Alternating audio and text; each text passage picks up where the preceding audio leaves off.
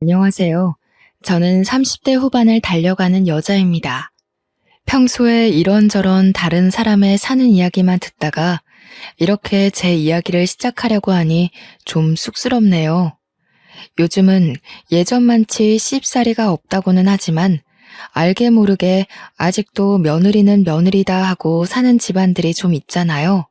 저도 마찬가지였답니다. 제가 겪었던 어이없었던 이야기들을 한번 풀어내볼까 합니다.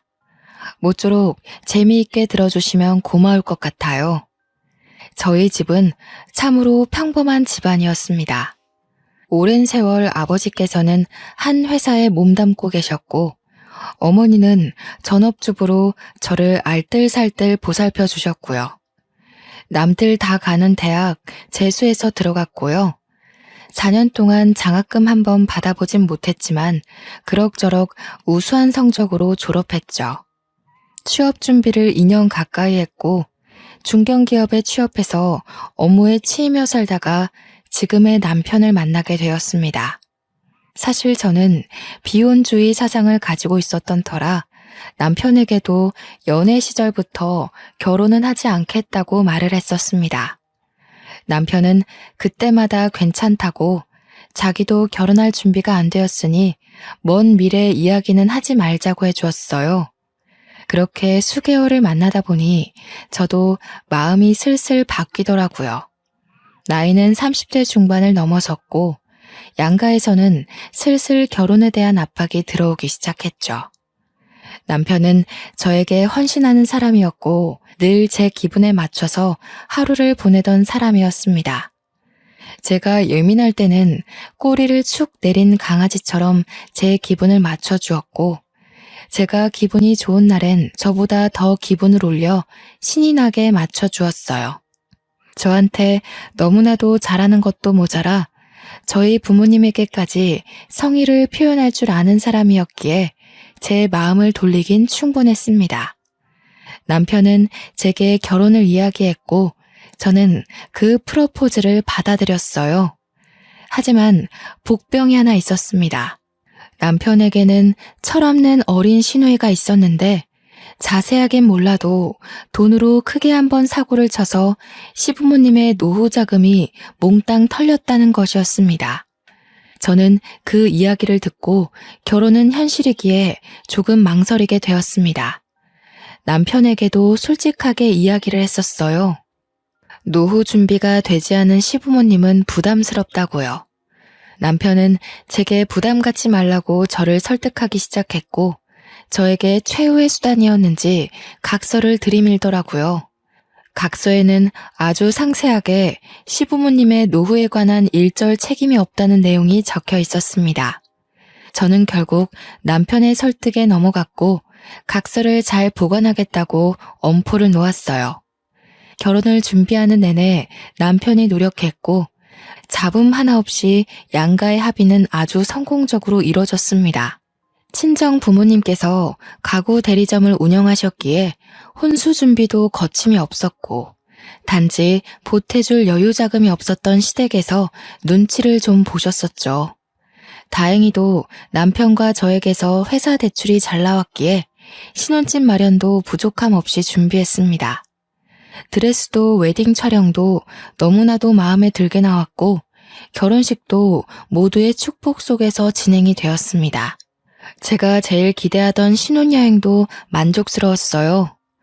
회사원이다 보니 길게 휴가를 내기 눈치 보여 평소엔 엄두를 못 냈던 미국으로 신혼여행을 갔거든요. LA와 라스베이거스를 돌면서 도시의 화려함에 완전히 매료가 되었었죠. 오죽하면 내가 왜 결혼을 안 하려고 했었지? 하는 생각을 할 정도로 꿈같은 신혼여행이었습니다.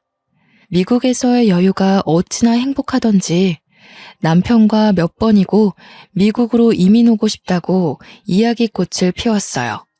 그렇게 꽤나 길었던 신혼여행을 마치고 친정집에서 하루 자고 시댁으로 이동하여 하루 자고 신혼집으로 가기로 했습니다. 친정집에 도착하니 부모님께서 상다리가 부러질 만큼 진수성찬으로 저녁을 차려주시더라고요. 비행을 마친 지 얼마 안 된 터라 피곤했지만 미국에서 사온 선물들을 드리고 신혼여행에서 보고 느낀 걸 이야기하고 하다 보니 시간이 꽤 흘렀어요. 친정 부모님께서는 저희가 피곤할까봐 이부자리도 봐주시고 푹 자고 시댁으로 가라며 배려를 해주셨습니다. 남편과 친정집에 몸을 뉘이니 감회가 새로웠죠. 그렇게 극진한 대접을 받고 시댁으로 인사를 드리러 갔습니다. 시부모님 드릴 선물과 시누이 선물까지 챙겨서 갔어요. 일부러 점심때가 지난 시간에 갔는데 늦은 점심을 드신 건지 설거지통에 설거지가 한가득이더군요. 시어머니께서 저를 쓱 한번 보시더니 말씀하셨습니다. 오늘이야 고생했다. 설거지는 좀 이따 해도 되니까 일단 인사부터 받자. 저는 그 말의 의중이 뭔지 한참 고민해야 했습니다. 저보고 설거지를 하라는 뜻인가 싶었거든요. 인사를 드리고 선물까지 모두 드리니 저에게 슬쩍 눈짓을 하시더라고요. 설거지를 저보고 하라는 소리였던 것이 맞았어요. 저는 우물쭈물하다가 그래 한 번쯤인데 뭐 어떤가 싶어서 그릇을 뽀득뽀득 닦았습니다. 별 수 있나요? 여기는 저희 부모님 집이 아닌 시자가 붙은 집이니까요. 저녁상도 옆에서 얼마나 눈치를 주던지 손님으로 간 자리라고 생각했는데 거의 몸종처럼 일했습니다. 진짜 하다하다 물 떠오라는 것까지도 절 시키더라고요.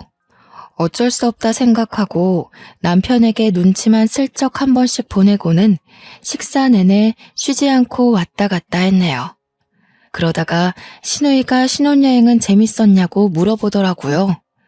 남편이랑 저랑 신나가지고 신혼여행 이야기를 했습니다. 미국이 진짜 크긴 크더라. 나도 미국 가보고 싶었는데 너무 부럽다. 얼마나 보고 즐길 게 많던지 잠자는 시간이 아까울 정도였어요. 오죽하면 너무 좋아서 이민 오고 싶다고 몇 번이나 말했는지 몰라요. 제가 장단을 맞추면서 이야기를 하자 갑자기 시어머니께서 저를 향해 숟가락을 던지시는 거예요. 물론 제가 맞거나 하진 않았지만 정말 하마터면 머리에 숟가락을 맞을 뻔했어요. 남편도 놀라고 시누이도 놀라고 저도 놀라서 바짝 얼어붙었습니다. 시아버지가 킁킁 헛기침을 몇 번 하시자 시어머니께서 저를 흘깃 째려보시더니 입을 여셨어요. 어디 나가서 살 생각을 하고 그래? 미국 이민이라니 절대로 안 된다. 아니, 제가 무슨 당장 이민 가겠다고 말한 것도 아니고 이민 갈 예정이라고 말한 것도 아닌데 그냥 미국이라는 나라가 너무 재미있고 좋아서 이민 가고 싶을 정도였다고 하고 비유를 한 거였잖아요. 그런데 무슨 제가 당장이라도 짐 싸서 떠나겠다고 한 사람 취급하면서 막 뭐라고 하시는 거예요. 너무 당황스럽고 속상하고 그래서 눈물이 찔끔 나왔습니다. 제 눈시울이 붉어지자 남편이 시어머니를 향해서 이민 가겠다고 한 것도 아니고 가고 싶을 정도였다 하고 말한 건데 뭘 그리 역정을 내느냐고 한 소리를 했어요. 분위기가 이상해지자 시아버지께서 나름 중재를 한답시고 시어머니를 말리셨습니다. 남편이 제 편을 든 게 도리어 속이 상했는지 갑자기 눈물을 줄줄 흘리시는 게 아니겠어요? 억울한 사람은 저였는데 너무 황당했죠. 그러자 신우가 옆에서 갑자기 얄밉게 시어머니 편을 드는 거예요.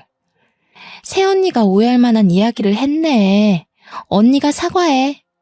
너는 낄 때 안 낄 때 구별 좀 하고 말해. 이민 가겠다고 한 것도 아니고 그 정도로 좋았다고 이야기한 건데 뭘 오해야.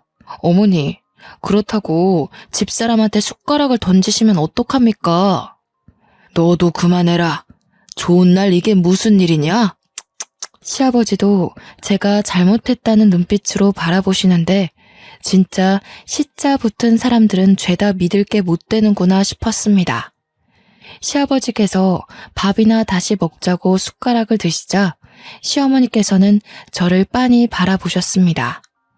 왜 그러시나 싶어서 숟가락을 들려고 하는데 시누이가 저한테 눈치도 없냐면서 쿡쿡 찌르더라고요. 시어머니 숟가락을 가지고 오라는 뜻이었어요. 저는 정말 일어나기 싫었지만 초장부터 기를 죽이려는 심산인가 싶어 장단에 맞춰드리려고 일어나서 숟가락을 가져다 드렸습니다. 그제서야 말없이 밥을 드시더라고요. 가족들끼리 두런두런 둘러앉아 과일을 먹으며 이야기하는 동안 저는 허리 통증을 참아가며 설거지를 했습니다. 요리를 하시면서 이것저것 얼마나 꺼내 쓰신 건지 오후에 설거지를 했는데도 불구하고 설거지통이 가득 찰 정도로 그릇들이 쌓여 있더라고요. 지들끼리 하하호호 신난 꼴을 보니 비혼주의를 고집했어야 했는데 하는 생각이 들었습니다. 중간중간 남편이 와서 도와주려고 할 때마다 시어머니께서 부르고 시누이가 부르고 일부러 저에게 일을 시키고 싶어서 안달난 사람들처럼 굴었어요. 예, 자고 갈 거지? 네, 오늘 자고 내일 가려고요. 제 말에 시어머니께서 이불을 꺼내오셨어요. 오랜 시간 장롱에 처박혀 있었던 건지 쿰쿰한 냄새가 나긴 했지만 피곤함이 몰려와서 빨리 눕고 싶었습니다. 남편이 원래 쓰던 방에서 자려고 거실에 놓인 이불들을 들고 들어가려고 했는데 때마침 나온 시어머니께서 제 손을 탁 잡으시더라고요. 예, 오늘은 나랑 거실에서 자자. 네? 거실에서요? 저는 그이랑 방에서 자야죠. 네가 또 언제 와서 자겠니? 오늘 밤에는 나랑 이야기도 좀 하고 그러면서 거실에서 자자. 저는 솔직히 시어머니 행동이 정말 이해가 가지 않았습니다. 신혼부부가 같이 자야지 무슨 시어머니랑 거실에서. 게다가 새댁에다가 이제 막 집안 식구가 된 사람이 어떻게 거실에서 대자로 뻗어 잘 수 있겠어요? 저는 극구 거부를 했습니다. 하필이면 남편이 씻으러 간 사이에 말씀을 하시니 더욱 곤란했어요.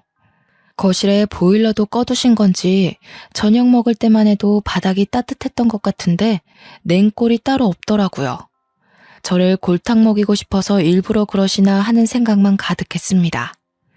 남편이 씻고 나올 때까지 시어머니와 약간의 실랑이가 벌어졌어요. 어머님, 제가 추위를 많이 타서 거실에서 자는 건 다음에 해요. 오늘은 그냥 그이랑 방에서 잘게요.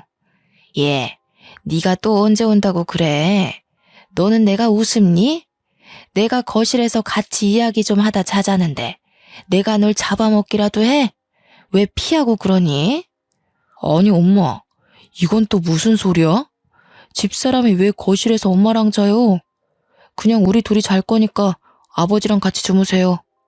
약간 언성이 높아지자 방에 있던 신우가 문만 빼꼼 열어서 염장을 지르더라고요.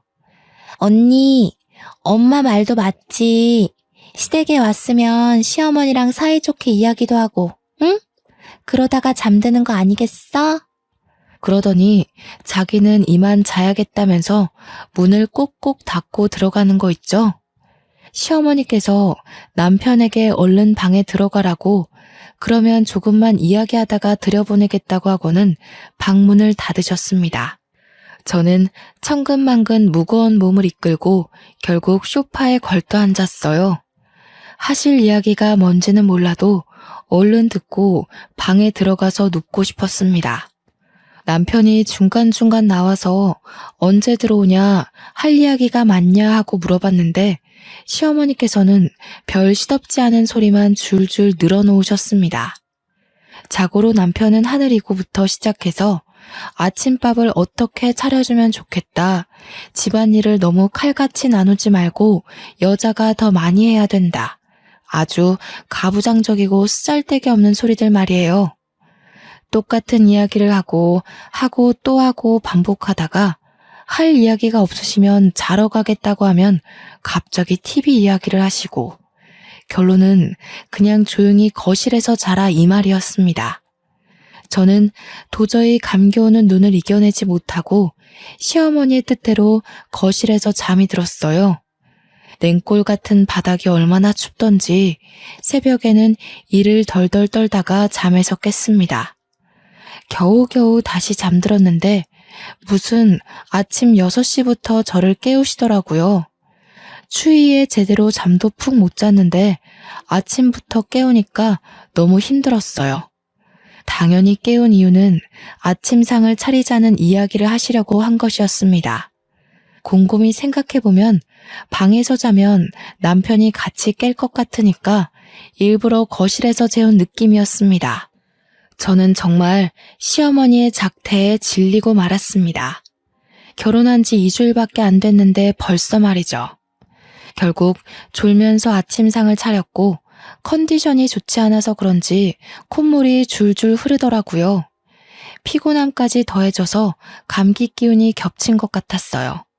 재채기를 연신해 대며 코를 킁 풀고 있자 아침을 드시러 나온 시아버지께서 혀를 끌끌 차시더라고요.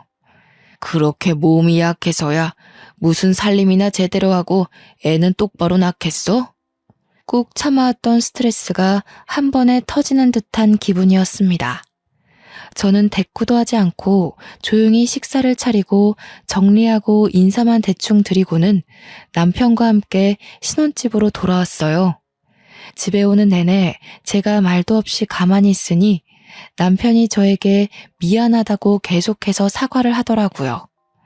진심으로 미안해하는 남편을 보면서 애꿎게 화를 낼 수도 없고 어쩔 수 없이 약속을 받아내고 나서야 마음을 풀었습니다. 시댁에 가서는 2번 다신 이런 일 없게 옆에 꼭 붙어 있겠다는 약속이었죠.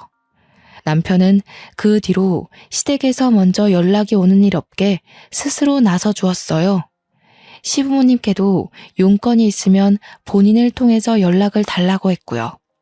가끔 시누이와 시어머니께서 제게 염장을 들쑤시는 듯한 문자나 연락을 하긴 했지만 그때마다 남편이 나서서 화를 내주었습니다.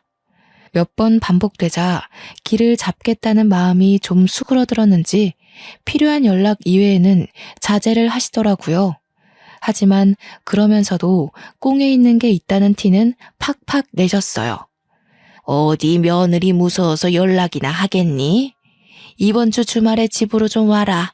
부탁할 것도 있고 간만에 밥이나 먹자. 저는 알겠다고 대꾸했죠. 처음에는 매주 주말마다 밥 먹자고 하시는 거 남편이 데이트도 해야 되고 신혼인데 방해하지 말라고 딱 잘라 말한 덕분에 한 달에 한 번 볼까 말까 했거든요. 저도 나름 시집 온 건데 언제까지 등지고 살 순 없으니 천천히 마음을 열기로 약속했고요. 그래서 주말에 보자고 하시는데 거절할 수 없었어요. 남편에게 미리 말을 해두셨는지 주말에 시댁을 가자고 하길래 이미 연락을 받았다고 말했습니다. 빈손으로 가는 것도 좀 그래서 한우 고기를 사들고 시댁을 방문하니 저보다 한우를 더 반기시더라고요. 그런데 웃기게도 빈말이라도 같이 구워 먹자고 하실 수 있는데 나중에 잘 구워 먹겠다고 하시고는 냉동실에 쏙 넣으시더라고요. 사람 먹는 걸로 치사하게 구는 거 아니랬는데 이렇게 친정 부모님과 다를 수 있나 싶었습니다. 애초에 기대도 안 했던 부분이라 그냥 그러세요 하고 말았어요. 저녁을 다 먹고 대충 정리하고 가야겠다 싶었는데 시어머니께서 저보고 정리하지 말고 거실에 오라고 하시더라고요. 웬일인가 싶었는데 그제서야 부탁할 게 있다던 그 본론을 꺼내셨습니다. 사돈 어른이 가구 좀 하신댔지? 네, 삼성동에서 꽤 크게 하셔요. 수입 가구도 있고 국내 업체랑도 계약하셔서 운영 중이시고요. 언니, 내 방 가구들이 너무 낡아서 새로 바꾸려고 하거든요? 언니네 친정 부모님네 가서 가구 좀 보고 바꾸려고 하는데. 아, 그러면 미리 말씀드려 놓을게요.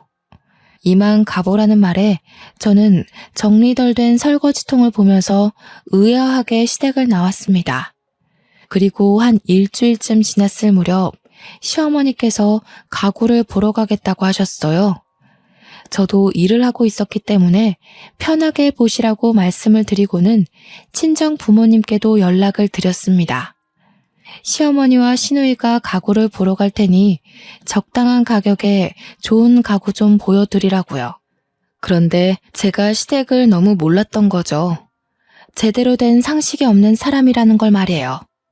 그날 친정 부모님께서 저에게 시누이가 비싸도 엄청 비싼 수입 가구들을 골라갔다고 말씀을 해주셨어요. 할인해도 비싼데 사돈댁이라 어쩔 수 없이 맞이는커녕 손해보면서 가구 보냈다고요. 너무 무리하신 거 아니에요? 적당히 보여드리지. 사돈 처녀 보는 안목이 장난 아니더라. 고르고 고른 게 죄다 수입산 가구일 줄 누가 알았겠니? 그래도 이렇게 한번 가격 좋게 잘해드리면 우리 딸 예쁘게 봐주시겠지.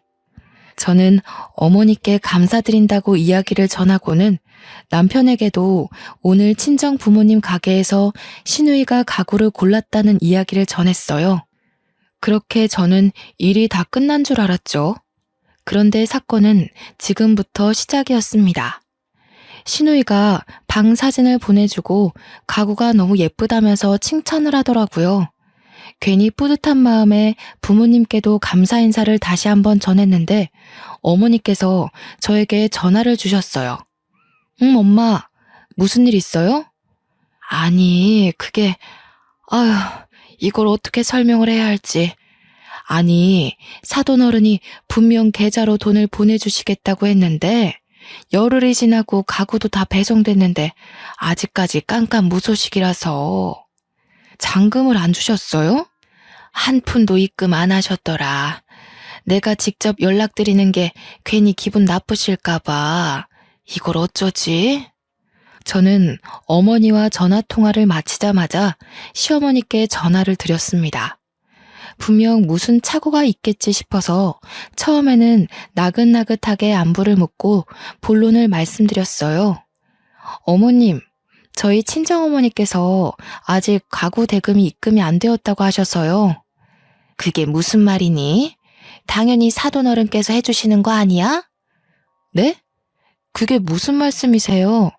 어머니께서 대금은 나중에 치르겠다고 하시고 물건 받아서 가셨다면서요.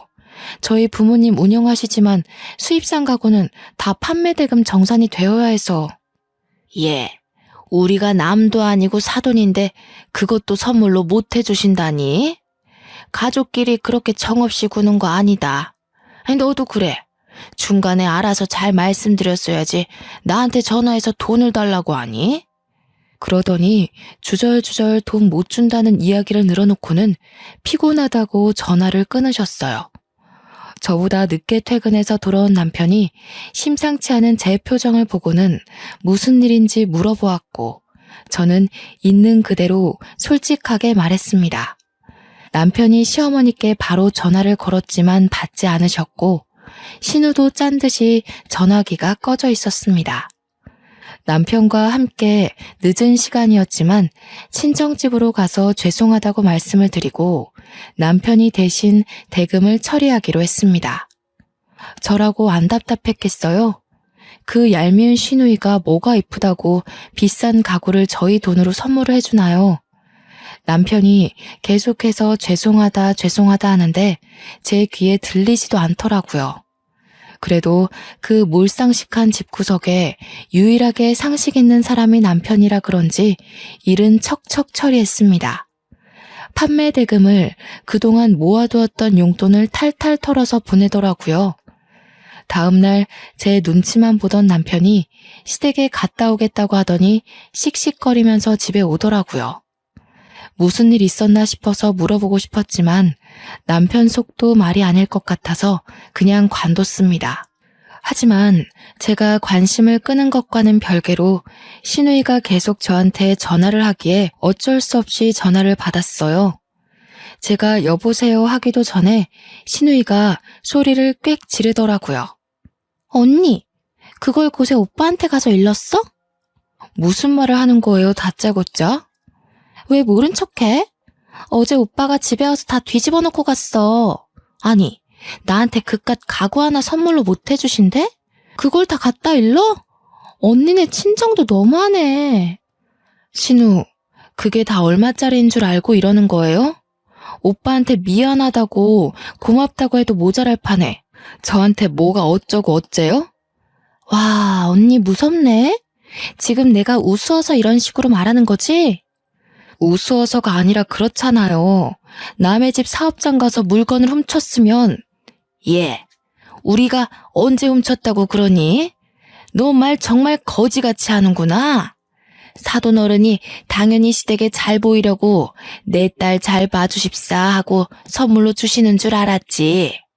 어머님, 그게 다 얼마짜린데 그런 소리를 하세요. 서랍장 같은 거 하나였으면 몰라도 침대에 책상에 장롱에 바꿀 수 있는 가구들 다 들고 가셨으면서 당연히 대금을 치러야죠. 그깟 거 얼마나 한다고 이렇게 치사하게 구니? 정말 시댁을 무시하는 것도 가지가지지. 제가 인상을 팍팍 쓰면서 통화를 하고 언성이 높아지자 남편이 보다 못해서 제 전화기를 확 빼앗았습니다. 그러더니 남편도 흥분해서 시어머니와 시누이에게 막 소리를 치더라고요. 어머니, 이런 식으로 몰상식하게 굴지 마세요. 제가 대금 안 치렀으면 절도나 다름없는 짓이라고요. 그리고 제 와이프한테 자꾸 전화해서 스트레스 주지 마세요. 앞으로 연락 받지 말라고 할 거니까 그렇게 아시고 힘쓰지 마세요. 남편이 전화를 뚝 끊어버리더니 전원까지 끄더라고요. 어차피 다음 날이 일요일이어서 알람이 필요하지도 않고 남편이 너무 괴로워하는 얼굴이길래 하고 싶은 대로 하게 냅뒀습니다. 남편도 휴대폰 전원을 꺼버리더라고요. 그날 우리 남편의 강단에 다시 한번 놀랐고요. 결혼 전부터 이런 일 없게 잘 막아주겠다고 하더니 정말 제 편에 서서 모든 벽을 쳐주는 모습에 감동도 받았습니다. 저는 남편과 마음 놓고 푹 잤어요. 다음날 시어머니께서 아침 대바람부터 찾아와 회방을 놓을 줄은 몰랐죠. 남편이 집 비밀번호를 알려준 적이 없었기 때문에 문을 직접 열고 들어와서 화를 내지 못하셨지만 저희가 문을 열 때까지 현관벨을 누르셨습니다. 눈곱도 떼지 못한 채로 시어머니의 분노를 감내해야 했어요. 남편이 아침부터 무슨 일이냐, 쉬는 날인데 늦잠도 못 자게 하냐 궁시렁거렸지만 시어머니의 눈은 오롯이 저를 향해 있었습니다. 냉수 한 잔을 시원하게 들이키시고는 저희 보고 거실에 앉아서 이야기 좀 하자고 하셨습니다. 남편과 저는 어떤 억지를 부리려고 온 걸까 싶어서 일단 이야기라도 들어보자 했어요. 너희가 결혼해서 이렇게 부모를 무시하고 살면 안 되는 거다. 가구점 일이야. 일단 우리 아들이 대금 냈다고 하니 덮어두고 내가 할 말이 있어서 왔다. 너희 결혼한 지 수개월이 지났는데 왜 생활비는 한 푼도 안 주니? 저는 이게 무슨 소린가 싶었습니다. 생활비를 저희가 왜 들어야 하는지 이해가 가지 않았어요. 아직 시아버지께서는 일을 하고 계시고 있었고 시누이도 직장 생활을 하고 있었으니까요. 솔직히 생활비를 받으려면 저희가 아니라 시누이가 내야 하는 것 아닌가요? 생활비는 결혼 전에 드렸잖아요. 저희도 대출금 갚으면서 맞벌이로 겨우겨우 생활 유지하면서 살아요. 도대체 며느리가 어떤 식으로 우리 아들을 꿰어냈길래 착한 우리 아들이 이리 변했을까? 매달 생활비 주면서 살갑게 굴던 아들이 돈도 못 준다 하고 화만 내고. 아침 대바람부터 무슨 억지를 부리시는 거예요. 저희도 아이 낳고 키우고 하려면 지금부터 차곡차곡 모아야 합니다. 집에 같이 살고 있는 동생한테 받으시면 되잖아요, 생활비. 걔가 무슨 돈이 있다고 생활비를 내니? 저는 너무 어이가 없었습니다. 시누이도 뻔히 직장 생활하는 사회인인데 시누이한테는 코 묻은 돈이랍시고 한 푼도 안 받으면서 가정을 꾸린 아들한테는 달라고 하다니요. 결혼 전에 드렸던 생활비도 거의 용돈의 개념으로 남편이 챙겨드린 거지 보탬이 되려고 드린 것도 아니었어요. 결혼하고 나니까 배알이 꼴려서 이런 억지를 부린다는 생각이 퍼뜩 들었습니다. 저는 남편이 알아서 잘 방어를 해주고 있었기에 아무 소리 하지 않고 남편 옆에 앉아 있었어요. 제가 꿀먹은 벙어리처럼 굴자 시어머니께서는 답답하신지 저를 보면서 호통을 더 치셨죠. 동생이 백화점 명품관에서 앉아있지도 못하고 두 다리 퉁퉁 부어가면서 벌은 돈을 어떻게 내가 쓰겠니? 우리도 앞으로 노후 준비해야 되고 하니까 매달 통장으로 보내줘라. 걔 그 사치병 때문에 노후 자금 다 날려버린 건데 그걸 왜 저한테 돈 내놔라 하십니까? 뭐야? 아이고 하나뿐인 아들이 이렇게 돌변하다니. 며느리야, 네가 어떻게 우리 모자 사이를 이간질해놨으면 내 말에 꿈뻑 죽던 우리 아들이 내 말에 반기를 못 들어서 안달이 난 게야? 집사람한테 그만 뒤집어 씌우시고 나가세요. 혹여나 전화로 화낼 생각도 하지 마시고 찾아오지도 마세요. 한 번, 두 번은 저도 참고 넘어갔는데 이건 너무하신 거 아닙니까? 시어머니는 거의 흐느끼다시피 버텨냈지만 남편은 인정사정 볼 거 없이 팔을 질질 끌고 현관문 밖으로 보내더군요. 시어머니께서는 아들의 그런 태도에 너무 황당해하시면서도 서운해하셨습니다. 하지만 굳게 닫힌 문은 열리지 않았고 포기하시고 돌아가셨습니다. 남편은 제게 결혼 전에 했던 약속 까먹지 않았으니 노후에 대해서는 신경 끄라고 했습니다. 솔직히 남편 속도 완전 시커멓게 변했겠죠. 아무리 그래도 낳아주고 키워준 어머니인데요. 남편은 저에게 얼굴에 침 뱉는 것 같아서 이야기를 안 하려고 했는데 시댁 노후 자금에 대한 이야기가 나왔으니 솔직하게 말을 해주겠다고 했습니다. 알고 보니 신우가 백화점 명품관에서 일하면서 명품백을 산답시고 빚을 8천만 원이나 졌다는 이야기였습니다. 저는 너무 놀라서 매장에 있는 물건을 몇 개나 샀길래 그렇게 큰 빚을 지게 된 거냐고 물어보았죠. 가방이라고 해도 비싸도 500만 원에서 600만 원이면 살 수 있을 거라고 생각했는데 무려 8천만 원이라니. 그러자 남편은 월급으로 충당이 안 되니 결국 대출을 받아서 명품을 사 모으기 시작했고 제3금융에서 받은 대출이라 이자가 불고 불어서 그렇게 된 것이라고 하더군요. 8천만 원을 넘기고 나서야 겨우 시부모님께 사실대로 말했고 눈덩이처럼 불어나는 이자를 하루빨리 갚기 위해 노후자금으로 모아두었던 적금을 해지했다고요. 결국 신우는 가지고 있던 가방들도 다 팔아치워서 빚 갚는 것에 보태야 했는데 가방도 어찌나 관리가 안 되었던지 제 값은커녕 반값도 못 받고 팔았다고 했어요. 저는 그 철없는 신우의 행동에 기함을 토할 수밖에 없었죠.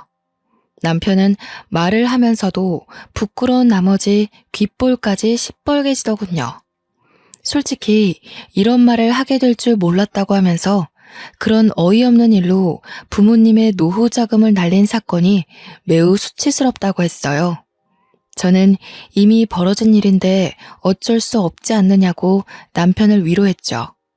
그날 이후로 남편은 제 핸드폰에서 시댁의 모든 번호를 차단시켜 버렸습니다. 아무리 그래도 두어 달에 한 번은 찾아뵙고 명절에도 가봐야 하지 않겠나 싶어서 차단까지는 하지 말자 했는데 남편은 강경했어요.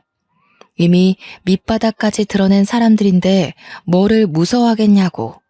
필요한 게 있으면 수단과 방법을 가리지 않을 거라고 했습니다.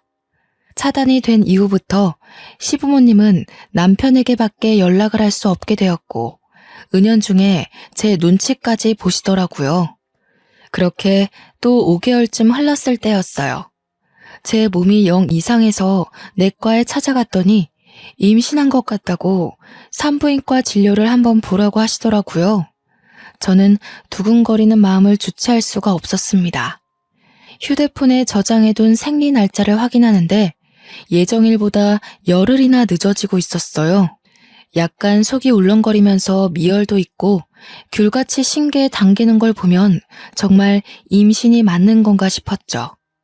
한달음에 산부인과에 달려가 피검사를 하고 초음파를 보니 정말 작은 점 같은 태아가 제 뱃속에 자리를 잡고 있었습니다. 축하드려요, 사모님. 임신 6주 차입니다. 다음 주에는 심장 소리 들려드릴게요. 남편분과 같이 오세요. 나가서 산모 수첩도 받으시고요. 저는 집으로 돌아와 운동을 하러 나간 남편을 기다렸습니다. 남편이 돌아오자마자 참지 못하고 초음파 사진을 보여주면서 배를 감쌌어요. 남편은 감격의 눈물을 흘리면서 당장에 파티를 하자며 기뻐했습니다. 시댁에는 남편이 말하겠지 싶어서 친정 부모님께서 말씀을 드렸고요. 하지만 남편이 시댁에 말을 하지 않더라고요. 아직 임신 초기니까 시간 좀 지나서 안정이 되면 그때 말씀드리자. 임신했다고 또 연락해서 당신 스트레스 받느니 그게 나을 것 같아. 저를 배려해주는 남편의 말에 고개를 끄덕였습니다. 임신한 걸 자랑하고 싶어서 제가 열심히 하는 개인 SNS 계정에 초음파 사진을 올리고 임신한 사실을 올렸어요. 시댁 식구들은 저와 친구를 맺은 사이가 아니기에 당연히 모를 거라고 생각했는데 알고 보니 그동안 꾸준히 시누이가 몰래 제 SNS를 염탐하고 있었더라고요. 임신 사실을 올린 지 2시간도 되지 않아 남편에게 시댁 식구들의 전화가 빗발치기 시작했습니다. 전화를 무시하자 그날 저녁 시댁 식구들이 전부 저희 집 문 앞에서 농성이라도 벌이듯 진을 쳤어요. 제가 결국 남편에게 문을 열어주자고 했고 철옹성 같은 대문이 열리자 시댁 식구들은 전부 집안에 들어와 자리를 차지했습니다. 제가 임신을 했으니 이제 관계를 개선하자는 뜻이나 다름없었습니다. 아이고, 우리 며느리 고생했다. 임신이라니. 몸이 약해서 애도 못 볼 줄 알았는데 얼마나 다행이야. 성별은 뭐라든 딸이래, 아들이래. 딸이든 아들이든 뭐가 중요해. 그치만 아들이면 더 좋겠지? 언니, 어떻게 우리한테는 말 한마디도 안 해주고 SNS에 먼저 올릴 수가 있어? 쏟아지는 질문에 정신이 없었지만 저를 걱정해주는 말도 있었고 애가 너무 궁금해서 미치겠다며 기뻐하는 시부모님을 보니 차마 내칠 수가 없었습니다. 그때 확 관심 끊어달라고 했어야 했는데 임신하고 마음이 약해진 저는 그렇게 어영부영 사과를 해오는 시부모님과 시누이를 다시 받아줄 수밖에 없었어요. 금이 갈 듯 말 듯 애매했던 관계는 쭉 이어졌습니다. 시부모님께서는 손주가 정말 벌써부터 좋아 죽겠는지 아이 용품을 마구마구 사다 주셨습니다. 덕분에 저희 집 방 하나를 아기 방으로 미리 꾸며놔야 했어요. 16주가 지나고 아들이라는 소리를 병원에서 듣자마자 시부모님께서는 감격의 눈물까지 흘리셨습니다. 그렇게 안정기에 접어들고 태교 여행까지 보내주신다고 저희를 베트남 여행까지 시켜주셨어요. 그동안의 앙금이 사르르 녹아버렸죠. 그런데 철없는 시누이는 바뀐 게 하나도 없었습니다. 제가 임신 5개월쯤 되었을 때 신우가 다급하게 저에게 연락을 해서는 돈을 좀 빌려달라고 하는 거예요. 언니, 나 돈 좀 융통해줘요. 저 진짜 돈이 한 푼도 없어요. 우리도 애한테 들어갈 돈 미리 준비하느라 돈이 없어요. 신우는 갑자기 왜 돈이 필요해요? 아, 진짜 언니밖에 돈 빌릴 사람 없단 말이에요. 500만 원도 없어요? 그럴 리가 없잖아요. 신우는 제게 돈을 빌려달라고 몇 번씩이나 연락을 해댔어요. 하지만 신우의 뭘 믿고 돈을 빌려주겠어요? 시부모님의 노후 자금도 다 털어간 사람인데 저는 결국 참지 못하고 남편에게 이야기를 했고 남편은 단판을 짓겠다며 시댁에 찾아갔습니다. 시댁에서 돌아온 남편은 씩씩거리면서 저에게 시누이 욕을 막 하더라고요. 아니 그 미친 기집애가 채팅 어플로 만난 이름도 가짜인 남자한테 빠져가지고 돈을 줬다지 뭐야? 시누이가? 로맨스 스캠인지 뭔지 뉴스에서 난리치는 그거에 당한 거야? 무슨 병원비가 급하고 자기 죽는다고 해서 2천만 원이나 빚을 내서 보내줬대. 한 번 사채를 써봤으니 2번은 쉬웠나 봐. 또다시 이자가 눈덩이처럼 불어나니까 급한 불 끄겠다고 당신한테 돈 좀 빌려달라고 한 모양인데 결국 남편도 시부모님도 시누이한테 돈 한 푼 해줄 수 없다고 난리가 났고 시누이는 눈물만 줄줄 흘렸다고 했습니다. 저는 속이 꽉 막힌 듯 답답해졌어요. 그렇게 어떻게든 해결되겠지 안일하게 생각했던 저에게 폭탄이 떨어졌습니다. 며칠 뒤 신우이가 집에서 쫓겨났다면서 짐을 싸들고 저희 집에 온 거예요. 그 사이에 살이라도 빠진 건지 얼굴에 피곤함이 묻어나는 신우이를 차마 쫓아내지 못했습니다. 신우이는 옷방에서 지내겠다며 거기에 짐을 슬며시 풀더라고요. 남편이 퇴근하고 돌아와서는 노발대발 당장 나가라고 했지만 아이를 가져서인지 저는 신우이를 매몰차게 쫓아내지 못하겠더라고요. 시부모님 화가 가라앉을 때까지 며칠만 지내게 해달라고 사정사정하는데 제가 그러라고 했습니다. 정말 딱 5일째 되는 날 신우이가 아주 홀가분하다는 얼굴로 저에게 나가보겠다고 하더군요. 시부모님께서 연락을 했나 싶었지만 뭔가 찜찜할 만큼 홀가분한 얼굴이었어요. 저는 서둘러 옷방을 정리하며 확인해봤는데 아니 글쎄 제가 친정 부모님께 결혼 전에 받은 유일하게 비싼 명품백이랑 금 몇 돈이 사라지고 없더라고요. 너무 황당하고 열이 받아서 신우이에게 바로 전화를 했는데 전화도 받지 않았습니다.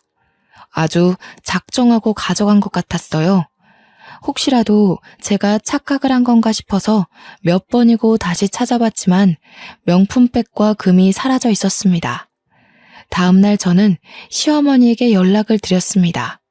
그런데 시어머니께서 정말 살갑게 제 전화를 받으시는 거예요. 예, 너무 고맙다. 네가 우리의 빚 갚아줬다는 이야기 들었어. 정신 차리고 살겠다면서 아침에 출근하는데 내가 어찌나 우리 며느리한테 고맙던지. 신우이가 제 물건을 팔아서 자기 빚을 갚은 거였습니다. 저는 남편에게 전화를 걸었고 퇴근 후에 집으로 오지 말고 시댁으로 오라고 말을 했어요. 더 이상 신우이의 만행을 참을 수 없었거든요. 남편과 제가 시댁에 가자 시부모님은 은근 당황하신 눈치였습니다. 제가 입을 꾹 다물고 비장한 오로라를 풍기자 제게 말도 걸지 않으시더군요. 신우이가 퇴근하고 저희 부부를 발견하자 멈칫하는 게 느껴지더라고요. 제 물건 돌려줘요. 그 가방 우리 엄마가 결혼 전에 사준 명품 가방이라고요. 거기다가 결혼 예물로 받은 금까지 가져간 게 말이나 돼요? 아, 언니, 나한테 이런 식으로 굴면 안 될 텐데요. 내가 언니네 옷방에서 뭘 찾은 줄 알아요? 나한테 그만한 대가를 치르고도 남을 걸 찾았는데 지금 오히려 역정을 내요? 이게 다 무슨 소리니? 넌 뭘 찾았는데? 신우이는 아주 의기양양한 태도로 종이 한 장을 꺼냈어요. 익숙하게 접혀있는 종이는 결혼 전 남편이 저에게 써준 시부모님의 노후를 책임지지 않겠다는 각서였습니다. 신우가 시부모님 앞에서 그 각서에 대해 이야기를 하자 시부모님의 표정은 경악 그 자체였어요. 그런데 그 순간 남편이 신우이의 뺨을 확 때리는 게 아니겠어요? 내가 쓰자고 했다 내가. 네가 명품에 미쳐서 미친 짓 했을 때 와이프랑 결혼하고 싶어서 내가 쓰자고 했어. 오빠 결혼을 도와주지도 못할 망정 이걸 들고 협박을 해 감히? 오빠, 어떻게 내 뺨을 때릴 수가 있어? 내가 그럼 빚에 허덕여서 살다가 죽었으면 좋겠어? 너 같은 것 동생이라고 생각하고 싶지도 않다. 어디 머리 빡빡 밀고 절이라도 들어가던지. 당장 새언니 물건 돌려놓고 죽은 듯이 살아. 우리 앞에 나타나서 뻔뻔하게 굴지도 말고 어머니 아버지도 마찬가지예요. 내가 이 사람을 어떻게 만났는데 염치도 없이 굽니까? 시부모님은 꿀먹은 벙어리가 되었고 신우는 뺨을 움켜잡고 흐느끼며 울고 있었어요. 남편은 제 손을 이끌고 집을 나오면서 두 번 다시 찾아오지도 말고 애도 볼 생각하지 말라면서 소리를 쳤습니다. 솔직히 저는 작물로 그 물건을 팔았다는 신우의 뻔뻔한 태도를 보자마자 물건들을 되찾기 어려울 걸 알고 있었습니다. 한 가지 달라진 점이라면 아나무인처럼 굴던 시어머니께서 제 눈치를 보고 연락을 자제하기 시작했고 시아버지는 신우이의 월급 통장을 압수했다고 했어요. 매달 저에게 신우이 월급의 반을 계좌로 보내주고 계십니다. 2천만 원 돈으로라도 갚겠다고 면목 없다면서 저에게 진심으로 사과를 해주셨어요. 그 뒤로 저를 건드리는 시댁 식구는 아무도 없었고 여전히 남편은 제 옆에서 든든한 벽이 되어주고 있습니다. 벌써 만삭이 되어 출산 예정일을 코앞에 두고 있어요. 무사히 출산 잘하고 돌아오겠습니다. 지금까지 제 사연 들어주셔서 감사합니다. 망나니 같은 신우 때문에 고생이란 고생은 다 했지만 남편이 중간에서 잘 막아줘서 그나마 잘 살아갈 수 있을 것 같아요. 이 사연을 보는 남성분들, 제 남편처럼 꼭 자신의 옆에 있는 평생의 반려자를 잘 챙겨주셨으면 합니다. 감사합니다.